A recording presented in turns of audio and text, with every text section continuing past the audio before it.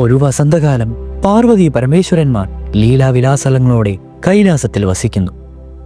ആ സമയം ദേവി പാർവതി ലീലയാൽ ഭഗവാന്റെ ഇരുകണ്ണുകളും തന്റെ കൈകൾ താൽമറച്ചു. സമയം കടന്നുപോയി.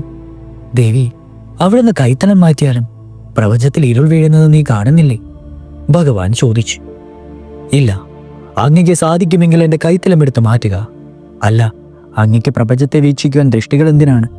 അവിടുത്തെ യോഗബലം തന്നെ അധികമല്ലേ? ദേവി ശാഠ്യം പിടിച്ചു. പ്രിയേ, പ്രണയം നിന്റെ വിവേകത്തെയും ബാധിച്ചുവോ?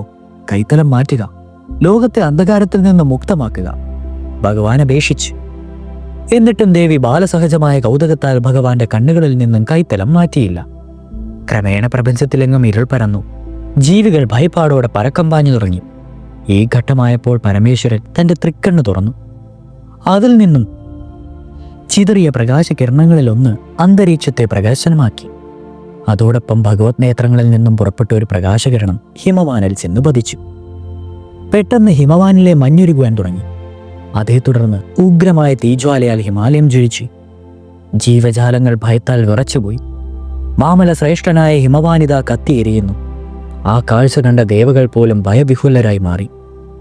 ജീവജാലങ്ങളുടെ നിലവിളിയും ദയനീയമായ കരച്ചിലും രക്ഷപ്പെടുവാനുള്ള തന്ത്രപ്പാടും കണ്ട ഗൗരി അമ്പരന്നുപോയി. ദേവി കൈത്തലം പെട്ടെന്ന് മാറ്റിക്കൊണ്ട് അന്വേഷിച്ചു. നാഥ, എന്താണിങ്ങനെ? ജീവികൾ ആർത്തനാദം മുഴക്കുന്നതിന്റെ കാരണമെന്താണ്? പ്രപഞ്ചത്തെ ബാധിച്ചിരിക്കുന്ന ആപത്തെന്താണ്? ഭഗവാൻ തൃക്കണ്ണടച്ചു. അതിനുശേഷം കാരുണ്യപൂർവ്വം ദേവിയുടെ ശ്രദ്ധ ക്ഷണിച്ചു. ദേവി, അങ്ങോട്ട് നോക്കുക, ആശ്ചര്യകരമായ കാഴ്ച കാണും. ഭഗവാൻ ചൂണ്ടിക്കാണിച്ച ഭാഗത്തേക്ക് ദേവി മിഴികൾ പായിച്ചു. ഭയത്താലും പരിഭ്രമത്താലും ദേവി ധരിച്ചുപോയി. തൻ്റെ പ്രിയപിതാവും പർവ്വതശ്രേഷ്ഠനുമായ ഹിമാലയമത കത്തിച്ചൊലിക്കുന്നു. ദേവ, എന്താണിത്? അവിടുത്തെ ലീലയാണോ ഈ കാണുന്നത്? എൻ്റെ പിതാവിനെ നേരിടുന്ന അത്യാപത്ത് അങ്ങ് നിസ്സംഗനായി കണ്ടു നിൽക്കുന്നുവോ? ദുഃഖത്താലും അമ്പരപ്പാലും ദേവിയുടെ വാക്കുകൾ ഇടറി. ഇല്ല ദേവി, എൻ്റെ ലീലയല്ല, എന്നാൽ ദേവിയുടെ ലീലയാണ് താനും. പ്രിയേ, എൻ്റെ മിഴികൾ അടഞ്ഞപ്പോൾ തൃക്കണ്ണ് തുറക്കാതെ നിർവാഹമില്ലാതെന്നായി. പ്രിയേ, എൻ്റെ മിഴികൾ അടഞ്ഞപ്പോൾ തൃക്കണ്ണ് തുറക്കാതെ നിർവാഹമില്ലെന്നായി. ദേവി, എൻ്റെ നേതൃത്വത്തിൽ നിന്ന് ചിതറി വീണ അഗ്നികിരണങ്ങളിൽ ഒന്ന് ഭവതിയുടെ പിതാവായ ഹിമാവനിലും പതിച്ചു. പരമേശ്വരൻ കാരണങ്ങൾ അർഹിച്ചു. ദേവി ധാരധാരയായി കണ്ണുനീർ വീഴ്ത്തി. പാർവതി ഭഗവാന്റെ സൗധത്തിൽ തുഴുകൈകളുമായി നിന്ന് അപേക്ഷിച്ചു. ദേവാ, പുറത്താൽ അവിവേകിയായി എൻ്റെ തമാശയിൽ എൻ്റെ പിതാവ് നിന്ന് അനുഭവിക്കുന്ന ദുഃഖം എനിക്ക് സഹിക്കുവാനാവുന്നില്ല.